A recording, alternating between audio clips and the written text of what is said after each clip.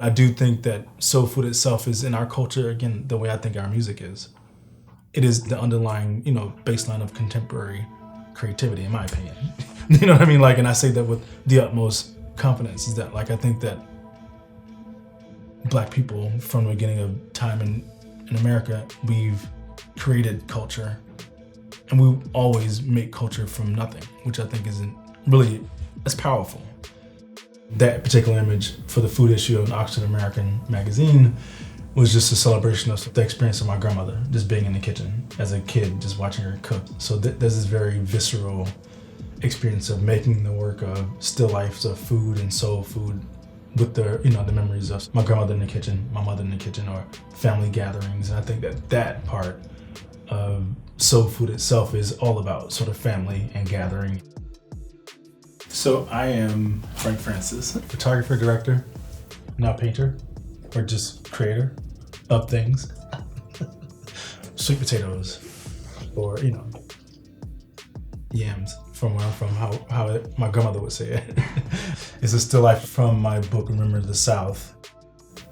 In that book, I take images of tropes that I grew up with in South Carolina, using, in this particular case, soul food as a material to making art.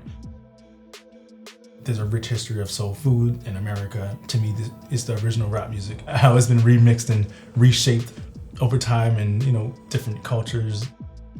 Black people have been just very smart with how they use nothing. I grew up eating chitlins. Like, chitlins came from slaves getting scraps but making it into something delicious.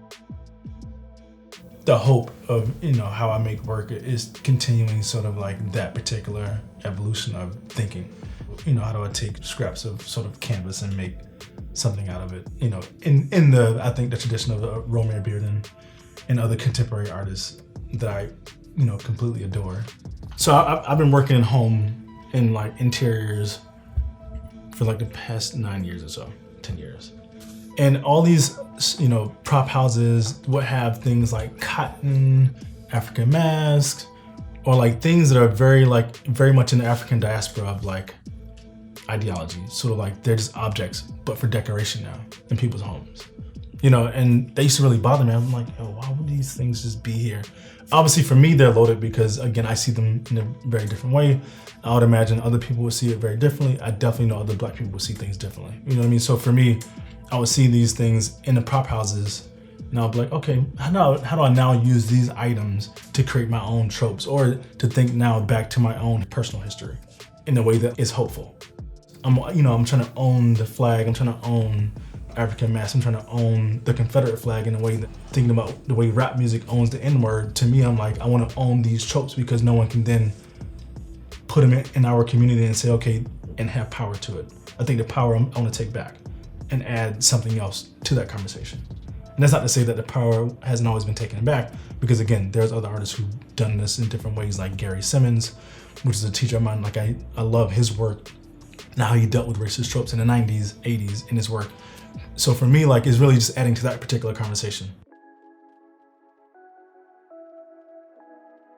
So Remember the South, like, I have all these images of Kool-Aid. For me, I see them as being space galaxies, because I remember growing up, we drank so much Kool-Aid. It was about sugar, Kool-Aid, water. You know what I mean? Like, rinse and repeat.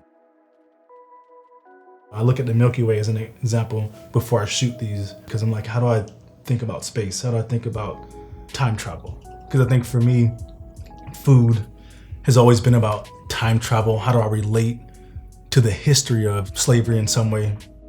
Then how do I relate to sort of like the movement in the 70s? How do I relate to like Black Panthers? How do I relate to now what happened in 2020, right? Like, how do I then have these conversations about creativity?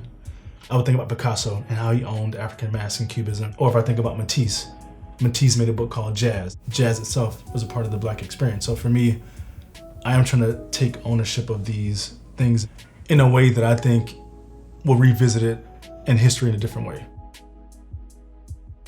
Baldwin has this quote, I'm gonna butcher it, I haven't read it in a while, but he says in some cases, like, being from the South, people are so traumatized that they can't even speak about their experience in some way. They can't speak about the trauma of it. For me, I wasn't able to speak about traumas until having a kid, to be honest. You know what I mean? And for me, translating generational trauma, generational sort of like also, I would say hope in some way. And I think about food and I think about Kool-Aid. And again, the time travel that connects sort of like the history of all these things up until now. And then how do I then like, again, time travel with the Kool-Aid is like, how do I now create a moment where other people who've had that experience of Kool-Aid, what do they think of it, right? Like, how do I then give a potential sort of like moment of pause that people can look at Kool-Aid or soul food and say, okay, maybe I've had an experience that can connect to that.